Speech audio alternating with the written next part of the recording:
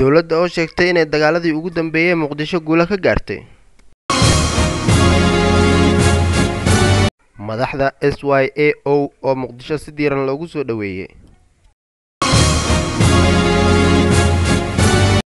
shabaab oo odayaasha duqowshada ku amray inay dagaalka qayb ka noqdaan.